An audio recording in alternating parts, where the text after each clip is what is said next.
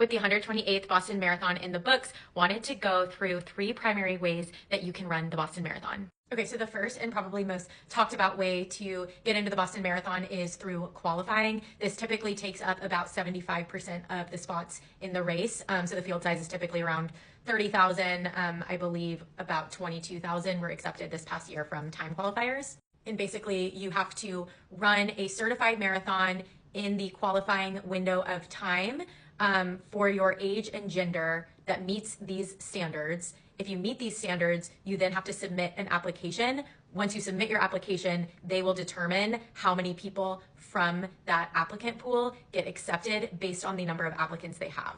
I'll make a more detailed video on this, but basically if the number of applicants exceeds the number of spots, you'll get a cutoff, which you can see here varies by year. And basically the cutoff is how much faster than the qualifying time you have to run to successfully get admitted as a Boston qualified time qualifier.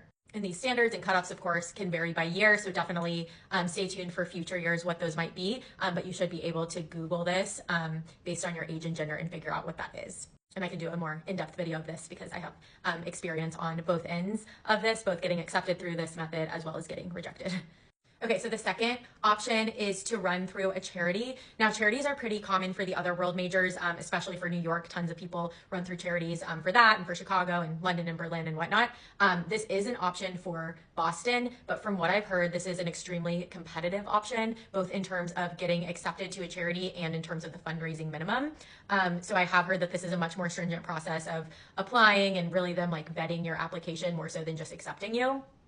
And then secondly, the minimum fundraising amount, they published that it's $5,000, but from people that I've talked to, I haven't heard anyone who has had to raise less than $10,000. So I do believe most of them have about a $10,000 fundraising minimum. And I've heard people who have tried to apply year after year for charities and have had trouble getting accepted. So definitely a very stringent process applying for these charities, but definitely worth it if you're able to find a charity that's a really great cause and resonates with something close to your heart. And then the third primary way that people get admission to the Boston Marathon is through connections with sponsors of the marathon. So Bank of America is a presenting sponsor.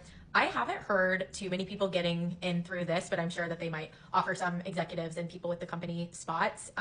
Adidas is the official apparel sponsor though, and I have heard of quite a few people getting spots with Adidas, whether it be influencers or also I've heard of like people running with the Adidas running club, and sometimes they will raffle off bibs as prizes. I think it's pretty rare, but I do know one person who got it through that.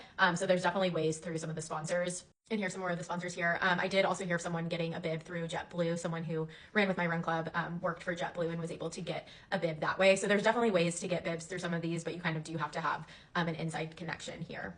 So basically, like I said, it's about like 75% that get in through the time qualifying standard. So that will be like the first 3 waves. And then the fourth and final wave of the marathon is typically split between people who raise money for a charity or who got in through a sponsor. There is one other way to get entry that is somewhat common through the Abbott World Majors 6-star program, but most people who fall into that boat probably already know about it. But basically, if you have 4 or 5 of your 6 World Marathon majors, there's a second lottery with a limited number of spots for Boston.